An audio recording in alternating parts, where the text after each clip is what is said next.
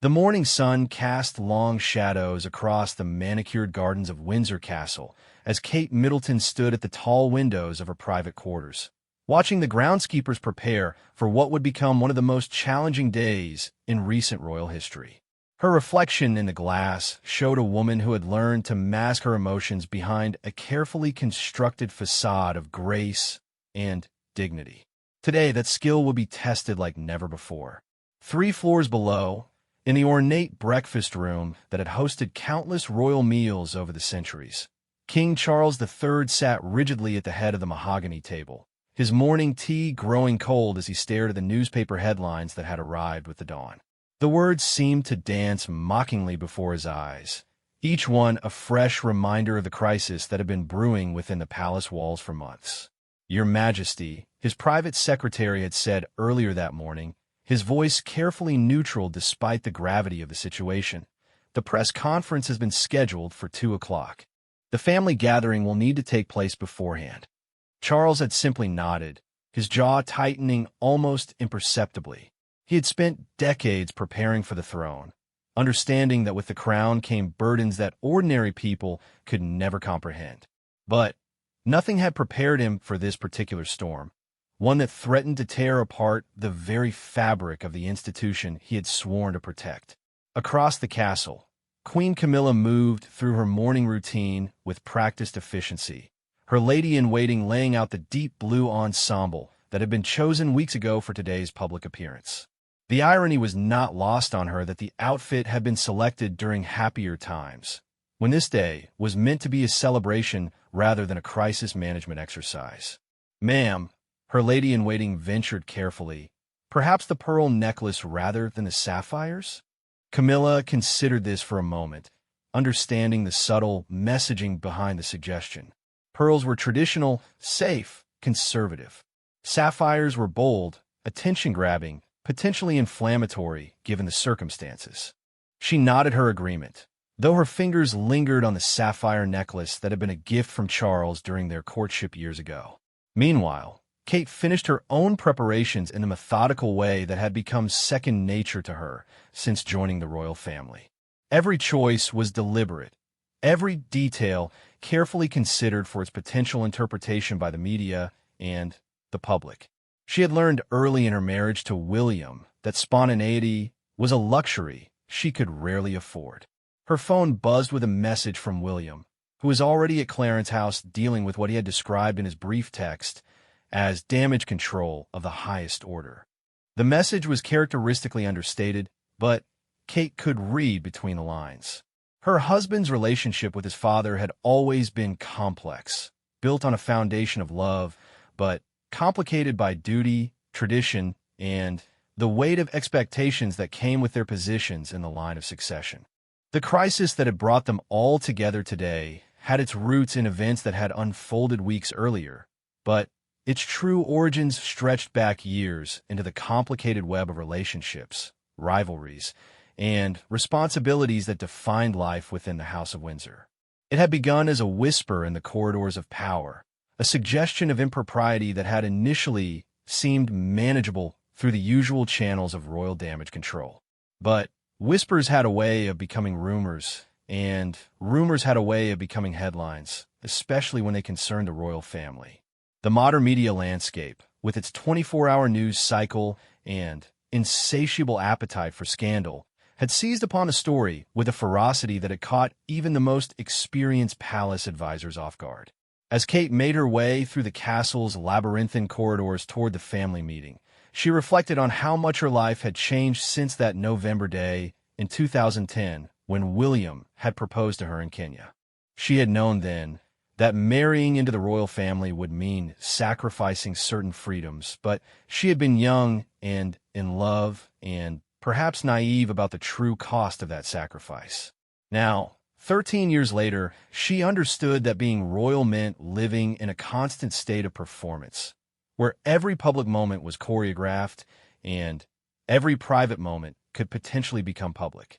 It meant smiling when you wanted to scream, remaining composed when your world was falling apart, and always putting the institution before personal feelings.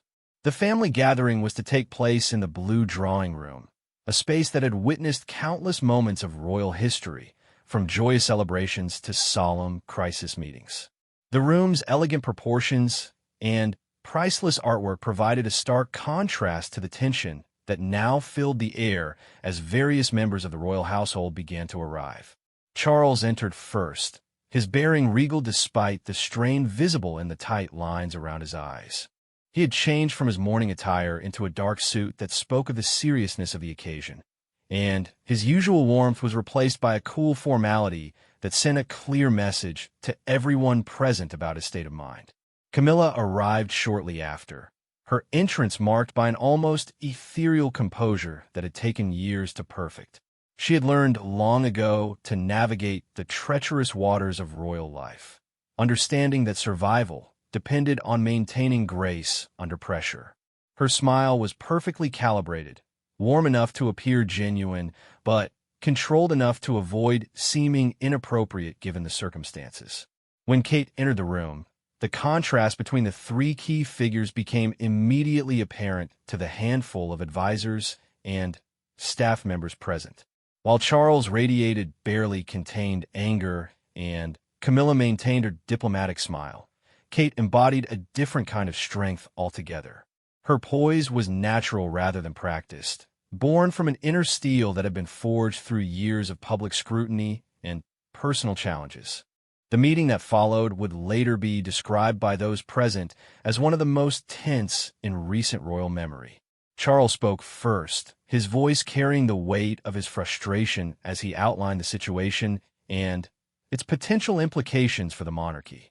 His anger was not directed at any individual in the room, but rather at the circumstances that had forced them all into this impossible position. "The institution must come first," he declared, his words echoing the mantra that had guided royal decision-making for centuries. "We cannot allow personal considerations to overshadow our duty to the crown and to the people we serve."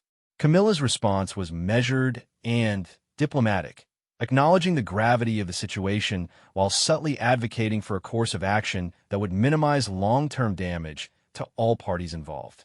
Her years of experience, as both an outsider who had fought for acceptance within royal circles and as someone who had ultimately achieved the highest position possible, had given her a unique perspective on crisis management. Kate's contribution to the discussion was perhaps the most significant, though she spoke less than the others.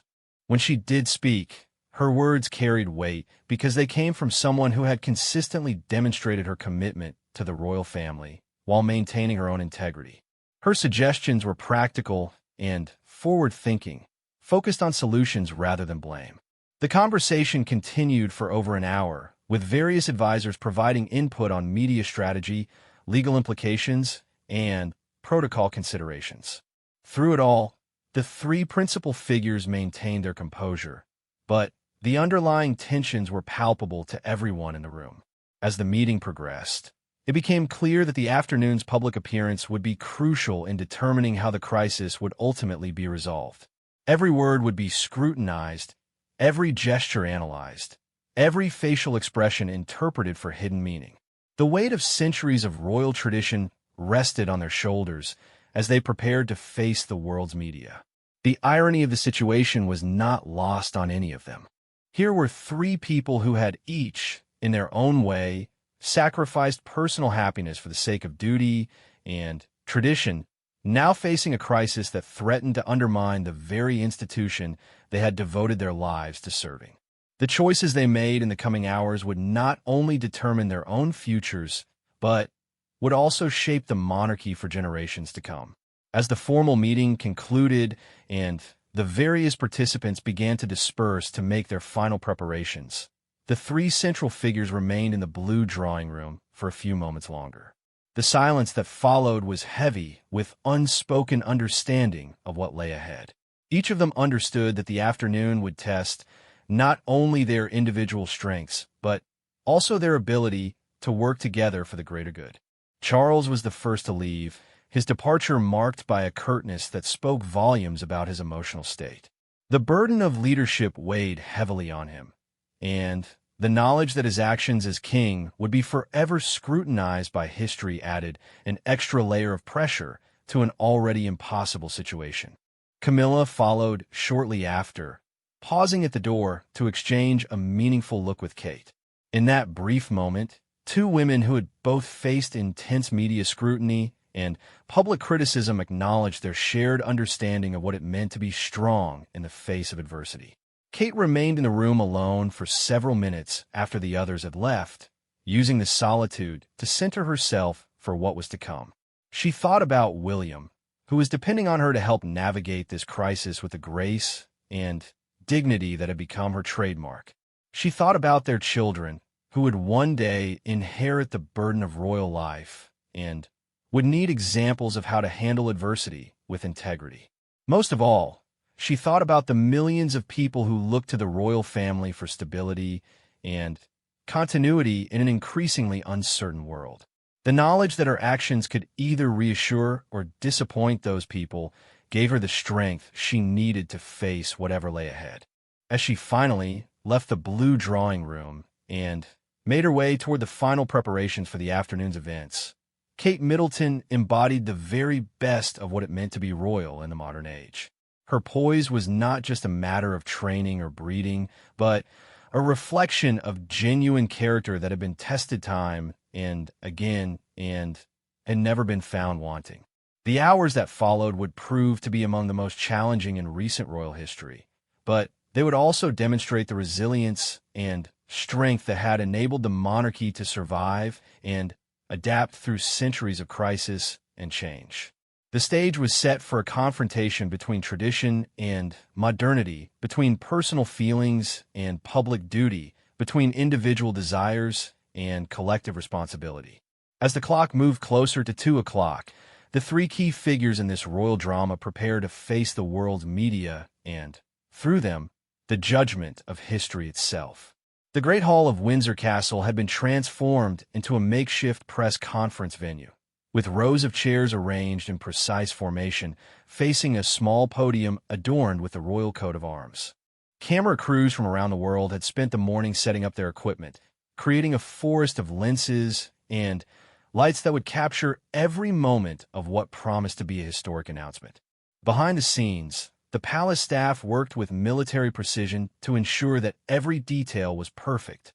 The lighting had been tested and retested, the sound system checked multiple times, and security arrangements reviewed with an intensity that reflected the high stakes of the afternoon's proceedings.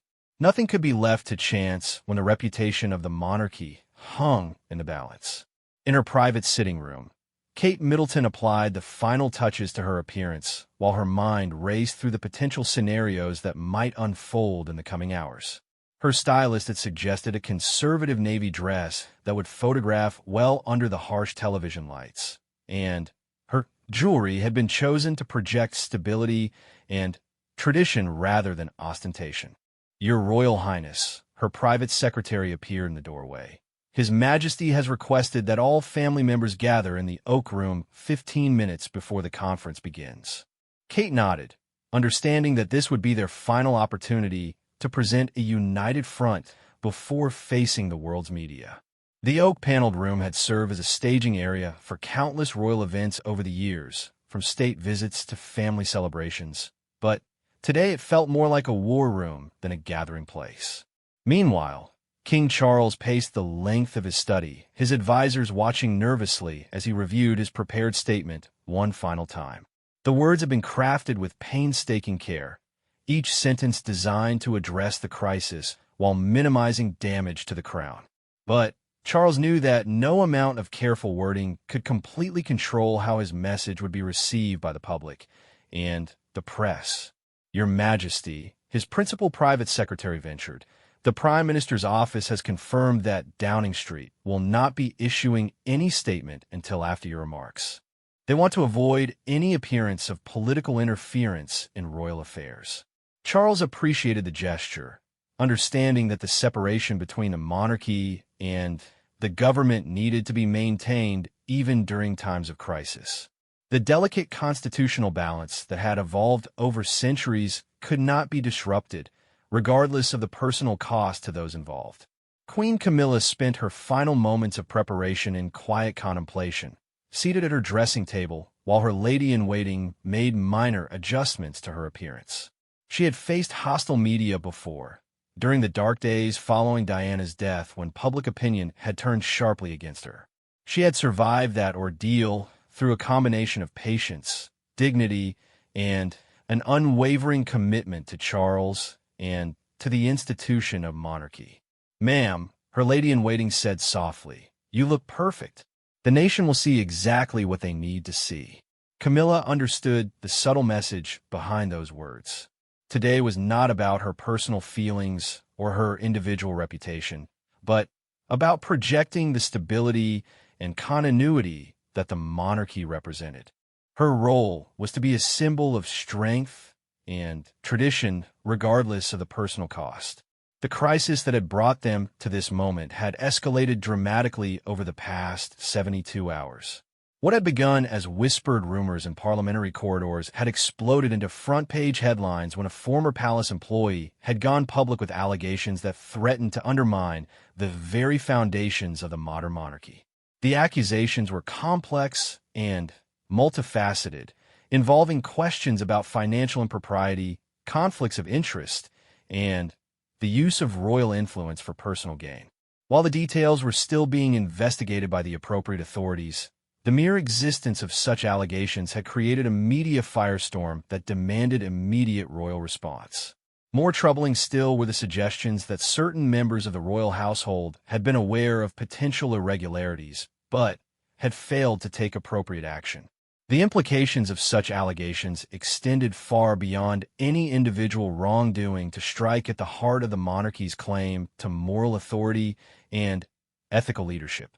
As the appointed hour approached, the various members of the royal party began to make their way toward the Oak Room for their final briefing. The castle's corridors, normally filled with the quiet efficiency of daily palace life, buzzed with an energy that spoke to the unprecedented nature of the day's events. William, Duke of Cambridge, arrived at the Oak Room first, his face bearing the strain of a man caught between conflicting loyalties.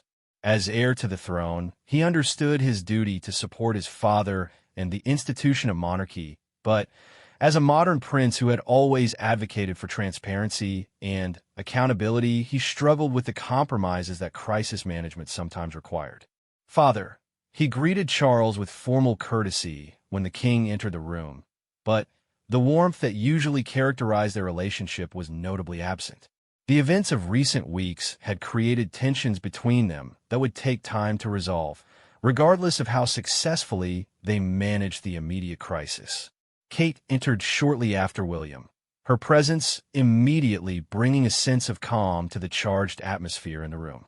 She moved to stand beside her husband, her body language speaking to their unity while her facial expression remained carefully neutral. The lessons of 13 years in the public, I had taught her the importance of controlling every visible emotion. When Camilla appeared in the doorway, the dynamics in the room shifted subtly, but perceptibly. Her relationship with William had always been cordial, but somewhat distant, built on mutual respect rather than genuine warmth. Today, that distance seemed more pronounced than usual, reflecting the complex emotions that the crisis had stirred up within the family. "I believe we all understand the gravity of the situation," Charles began, his voice carrying the authority of his position, but also betraying the strain of recent events. "The next hour will be crucial in determining how the monarchy emerges from this crisis. I need each of you to remember that we are not just individuals today, but representatives of an institution that has served this nation for over 1,000 years." The weight of history hung heavy in the oak-paneled room as Charles outlined the strategy for the press conference. Each family member would have a specific role to play, and every moment would be choreographed to project unity, strength, and unwavering commitment to duty. Kate listened carefully to the instructions, understanding that her role would be particularly important given her popularity with the public and her reputation for integrity. The polls consistently showed that she was among the most trusted members of the royal family, a status that made her presence crucial for the success of their damage control efforts. The most important thing, Charles emphasized, is that we present a united front. Whatever our private feelings may be about these allegations and their implications, we cannot allow the public to see any division within the family. The strength of the monarchy depends on our unity. As they prepared to leave the Oak Room and face the assembled media, each member of the royal party understood that they were about to participate in a performance that would be analyzed and debated for years to come. The stakes could not have been higher, and the margin for error was virtually non-existent. The walk from the Oak Room to the Great Hall felt like a journey through history itself.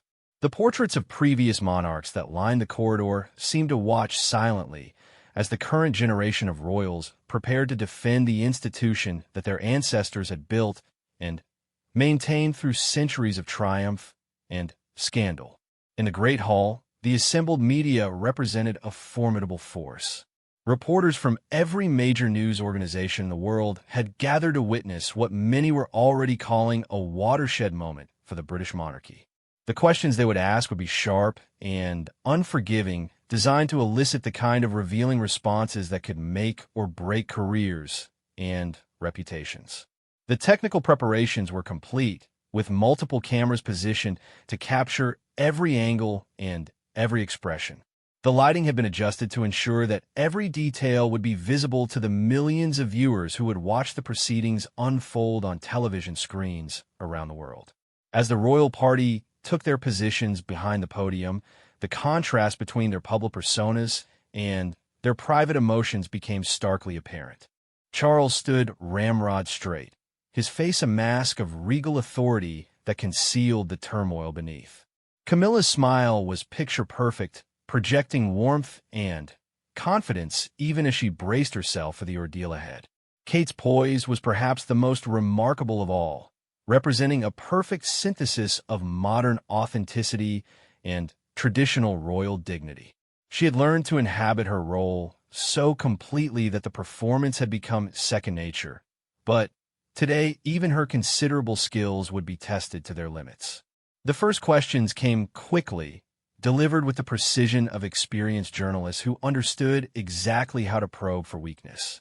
Charles fielded them with practiced diplomacy, his responses carefully crafted to acknowledge the seriousness of the allegations while maintaining the presumption of innocence that was essential for protecting the monarchy's legal position. But it was clear from the outset that the media had done their homework. The questions grew more specific and more pointed as the conference progressed, forcing the royal party to navigate increasingly treacherous ground. Each response had to be calculated not just for its immediate impact, but for its long-term implications for the monarchy's reputation and credibility. Through it all, Kate maintained her composure with a grace that seemed almost superhuman. She spoke only when directly addressed, but her presence served as a stabilizing force that helped to keep the proceedings from spiraling out of control. Her reputation for honesty and integrity served as a kind of shield for the entire family, lending credibility to their collective response to the crisis. The conference stretched on for nearly an hour, with each passing minute adding to the tension that filled the Great Hall. The questions became more aggressive, the implications more serious, and the stakes higher with each exchange. But the royal party held firm, presenting the united front that Charles had demanded while carefully avoiding any statements that might compromise their legal or political position. As the session finally drew to a close, it was clear that the immediate crisis had been managed with considerable skill. The royal family had presented themselves as responsible leaders who took the allegations seriously while maintaining their innocence and their commitment to the institution of monarchy. But everyone in the room understood that this was just the beginning of what promised to be a long and difficult process of rebuilding public trust and confidence. The aftermath of the press conference brought no respite to the royal household.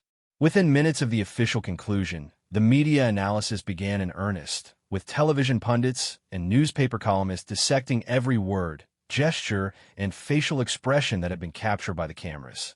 The Windsor Castle communications team worked frantically to monitor the coverage, providing real-time updates to the senior royals about how their performance was being received.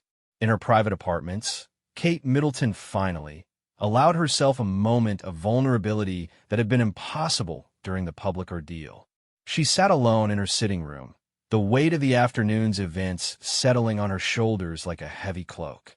The adrenaline that had sustained her through the press conference was beginning to fade, leaving behind the exhaustion that always followed such intense public performances. Her phone buzzed constantly with messages from friends, family members, and advisors, but she ignored them all for now.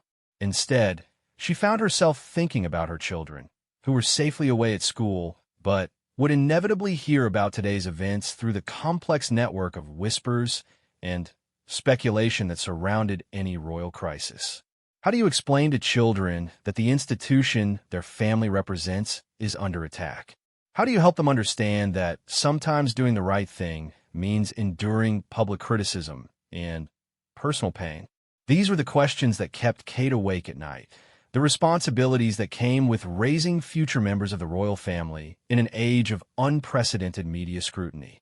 Meanwhile, in the king's private study, Charles was engaged in a series of urgent phone calls with government officials, Commonwealth representatives, and other stakeholders whose support would be crucial in the days ahead.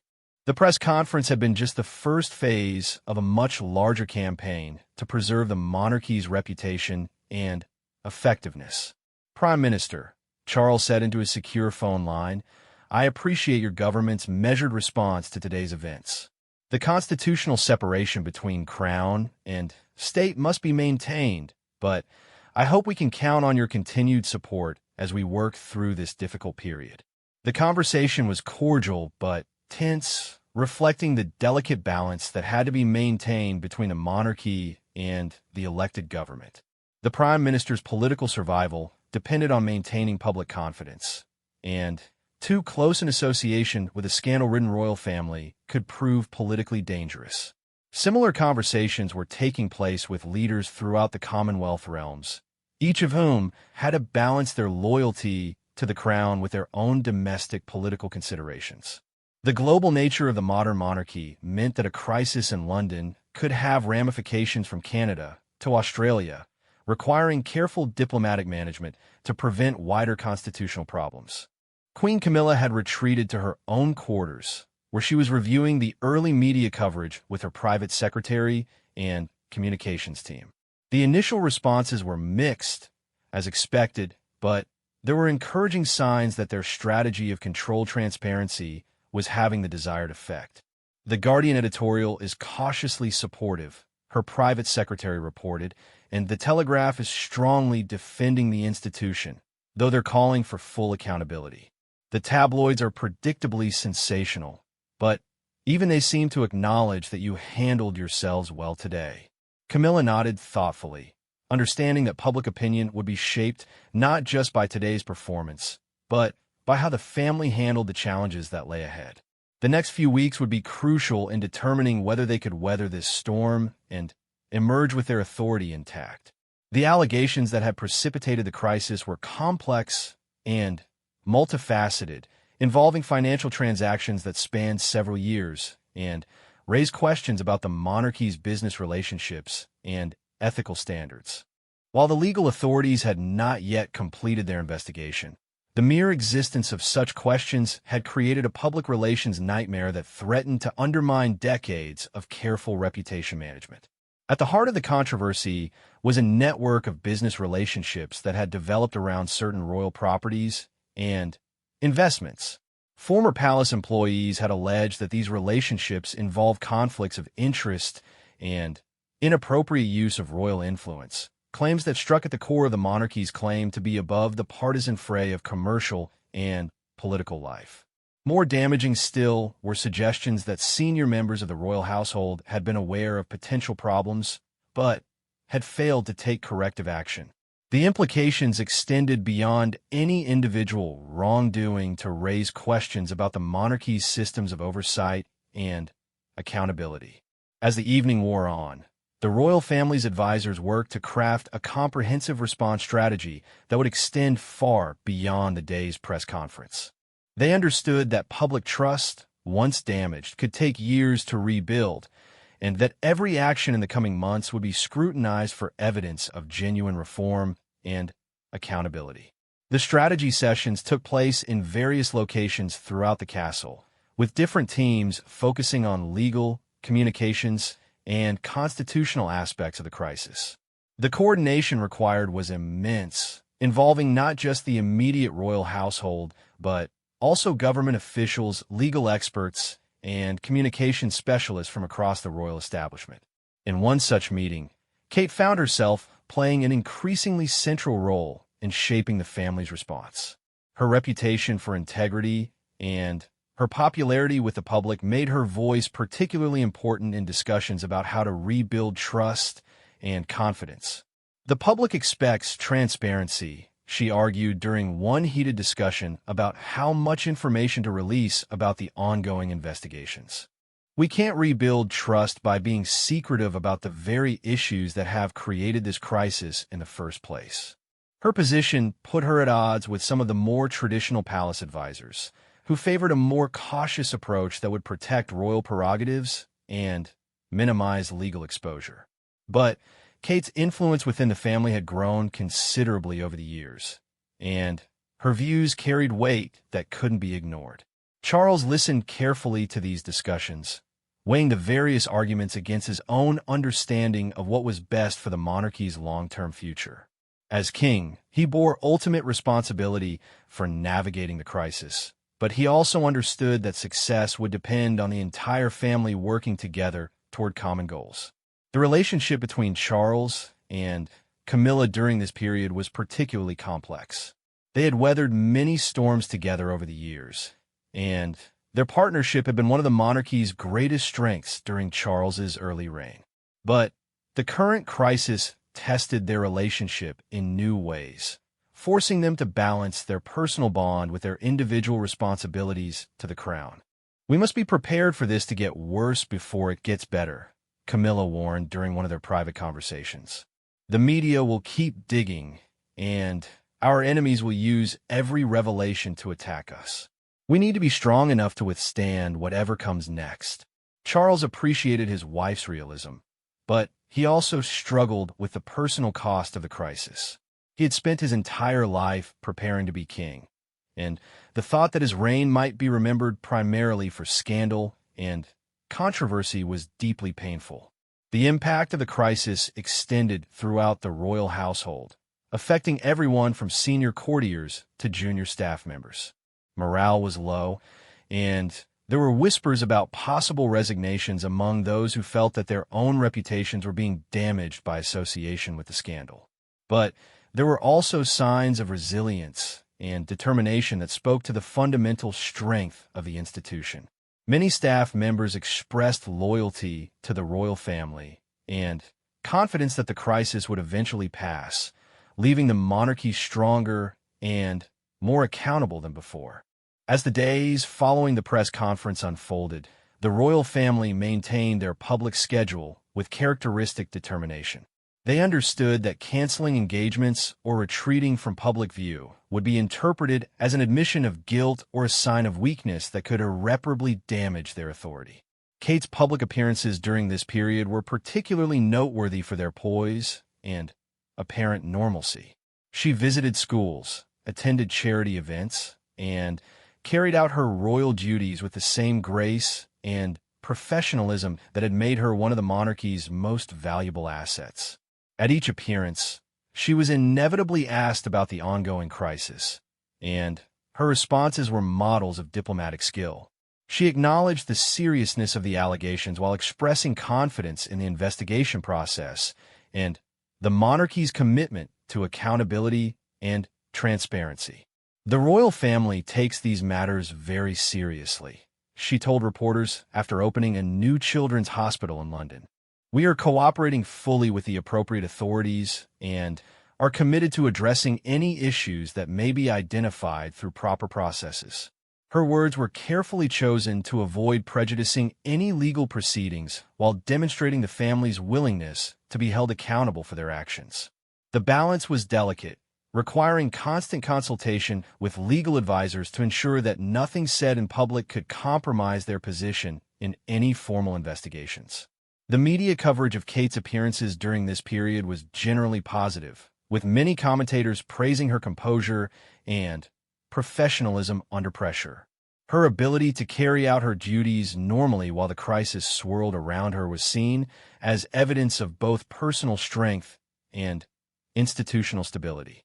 But the strain was beginning to show in private moments. Those closest to Kate noticed the tension in her shoulders, the slight hesitation before her public smiles, and the way her hands sometimes trembled slightly when she thought no one was watching.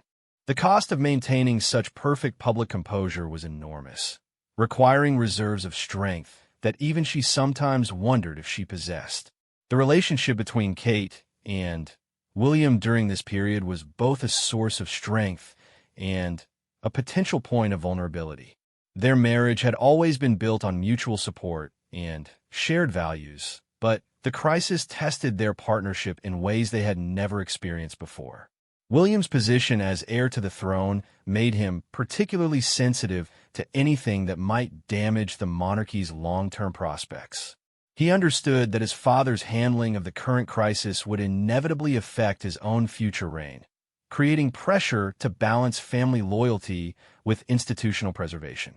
"We have to think about what kind of monarchy we're leaving for our children," William told Kate during one of their late-night conversations in their private quarters. "This crisis could be an opportunity to strengthen the institution by showing that we could be accountable and transparent without compromising our essential role." Kate agreed with this perspective, understanding that their children would inherit a monarchy that had been shaped by their parents' responses to the challenges of their era. The decisions made during the current crisis would echo through generations, affecting not just their own reputations, but the future of the institution itself. As the third week after the press conference began, signs emerged that the royal family strategy was beginning to have some success. Public opinion polls showed that while confidence in the monarchy had been damaged, it had not collapsed entirely.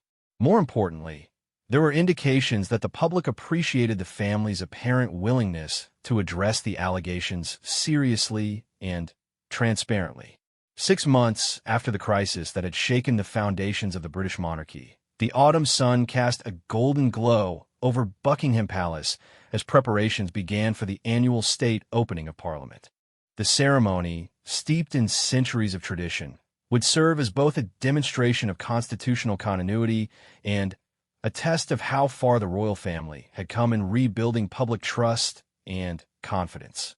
In her private apartments at Kensington Palace, Kate Middleton stood before a full-length mirror as her dresser made final adjustments to the formal court dress that protocol demanded for such occasions. The months since the press conference had been a journey of personal and institutional transformation that had tested every member of the royal family in ways they had never imagined possible. The investigation into the allegations that had sparked the crisis had concluded 2 months earlier with a report that was both vindication and wake-up call for the monarchy. While no evidence had been found of deliberate wrongdoing by any member of the royal family, the report had identified systemic weaknesses in oversight and accountability that demanded comprehensive reform. The monarchy's response to these challenges, the lead investigator had written in a summary, demonstrates both the resilience of the institution and the genuine commitment of its current members to the highest standards of public service. However, significant reforms will be necessary to ensure that such concerns do not arise again in the future. The reforms that had been implemented in response to these recommendations were sweeping and unprecedented. New systems of financial oversight had been established, external auditors appointed, and transparency measures introduced that went far beyond anything previously seen in royal administration. More importantly, these changes have been embraced enthusiastically by the royal family themselves, who understood that their credibility depended on being seen to be genuinely committed to accountability. King Charles had emerged from the crisis as a stronger and more confident monarch than many had expected. His initial anger and frustration had given way to a determined focus on using the challenges as an opportunity to modernize the monarchy and strengthen its connection with contemporary British society. Crisis can be a catalyst for positive change, he had told his senior advisors during one of the reform planning sessions. And we must ensure that this institution emerges from these difficulties better equipped to serve the nation in the 21st century. His leadership during the reform process had been decisive and forward-thinking, demonstrating a willingness to challenge traditional practices that surprised even his closest advisors. The king, who had once been criticized for being too traditional and set in his ways, had proven capable of dramatic adaptation when the circumstances demanded it. Queen Camilla's role during the recovery period had been equally important, though perhaps less visible to the public eye. Her experience of navigating royal scandals had proved invaluable in helping the family maintain their equilibrium while implementing necessary changes. Her ability to provide emotional support while maintaining the dignity required of her position had been one of the monarchy's greatest assets during the difficult months. The relationship between Camilla and Kate had evolved significantly during this period, moving from polite cooperation to genuine partnership in their shared commitment to supporting the monarchy's renewal. Their different strengths complemented each other perfectly, with Camilla's experience and Kate's popularity combining to create a formidable team for representing royal values to the public. "We've learned to trust each other completely," Camilla had confided to a close friend, "and that trust has made us both stronger in our individual roles." But it was Kate's transformation that had been perhaps the most remarkable of all. The poise that had served her so well during the initial crisis had evolved into genuine leadership that extended far beyond mere public appearances. She had become a driving force for reform within the royal household, using her influence to push for changes that some of the more traditional courtiers found uncomfortable. Her speech to the Commonwealth heads of government meeting in the spring had been widely praised as a masterpiece of royal diplomacy that managed to be both respectful of tradition and forward-looking in its vision for the future. "The monarchy must earn the respect and trust of each generation anew," she had told the assembled leaders, "not through appeals to history and tradition alone, but through our demonstrated commitment to the values and principles that our peoples hold dear."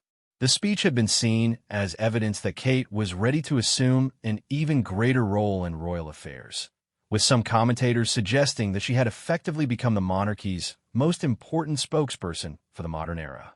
The relationship between William and Kate had been strengthened rather than strained by the challenges they had faced together. The crisis had required them to work as a team in ways that their previous royal duties had not, and they had discovered reserves of mutual support and understanding that surprised even themselves. "We've learned that we can survive anything as long as we face it together," William had told his father during one of their weekly meetings, "and that knowledge gives us confidence about the future." William's own role during the crisis had evolved from reluctant participant to active advocate for reform. His initial concerns about balancing family loyalty with institutional preservation had given way to a clear understanding that the monarchy's future depended on its ability to adapt and modernize while preserving its essential character. The public's response to the royal family's handling of the crisis had been more positive than anyone had dared to hope.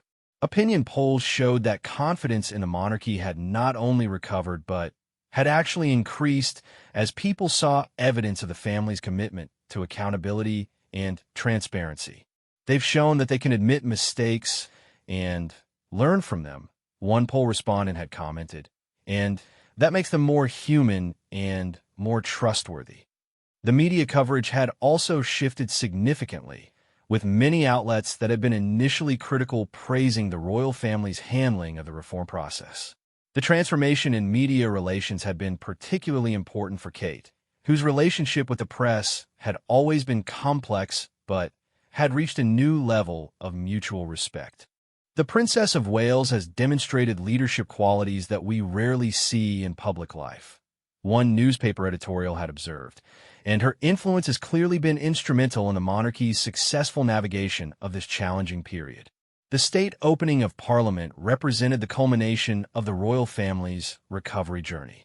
As Kate took her place in the procession, she reflected on how much had changed since that difficult morning 6 months earlier when the family had gathered to face their greatest crisis. The ceremony itself proceeded with all the pageantry and tradition that made it one of the most spectacular displays of constitutional monarchy in the world. But for those who knew what the royal family had endured, there was special significance in seeing them fulfill their ceremonial duties with renewed confidence and purpose.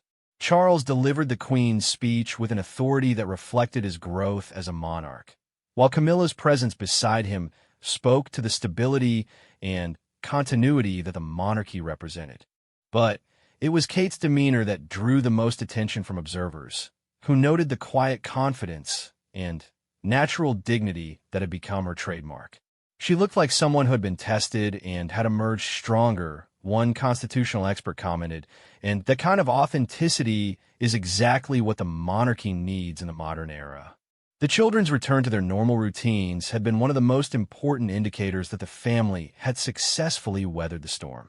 George, Charlotte, and Louis had shown remarkable resilience during the crisis, supported by parents who had managed to shield them from the worst of the public scrutiny while preparing them for their future roles. They understand that being royal means facing challenges with courage and dignity, Kate had explained to an interviewer, and I'm proud of how they've handled this difficult period. The lessons learned during the crisis had been incorporated into the children's education and preparation for their future roles. They had seen firsthand that the monarchy was not an abstract institution, but a living organization that required constant care and attention to remain relevant and effective. As the evening drew to a close and the royal family returned to their private quarters, there was a sense of achievement that went beyond the successful completion of another state ceremony. They had faced their greatest test and had emerged not just intact, but strengthened and renewed. The reforms that had been implemented were already showing results, with new systems of accountability and transparency winning praise from government officials and constitutional experts. More importantly, the royal family had demonstrated that they were capable of genuine self-reflection and change, qualities that would serve them well in future challenges. We've proven that this institution can evolve and adapt, Charles told his family during their private celebration that evening, and that gives me great confidence about what we can achieve together in the years ahead. The crisis that had once threatened to destroy the monarchy had instead become the catalyst for its renewal and strengthening. The royal family had learned that their greatest asset was not their historical legacy or ceremonial role, but their ability to earn and maintain the trust of the people they served. Kate's journey from royal consort to institutional leader had been completed not through formal appointment or constitutional change, but through demonstrated character and capability under pressure. She had become the kind of royal that the modern era demanded, authentic, accountable, and genuinely committed to service. As she prepared for bed that night, Kate reflected on the path that had brought her to this moment. The frightened young woman who had once worried about making mistakes in public had evolved into a confident leader who understood that true strength came not from perfection, but from the willingness to acknowledge imperfection and work constantly to improve. The monarchy she would one day help to lead would be different from the one she had joined as a young bride, shaped by the challenges they had faced together and the lessons they had learned about leadership, accountability, and service. It would be a monarchy worthy of the trust that the people had shown in allowing it to survive and flourish despite its imperfections.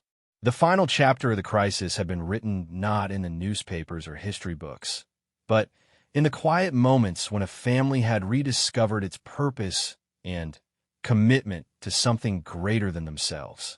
The true test had not been whether they could survive scandal and criticism, but whether they could emerge from those challenges as better people and more effective servants of a nation they had sworn to serve.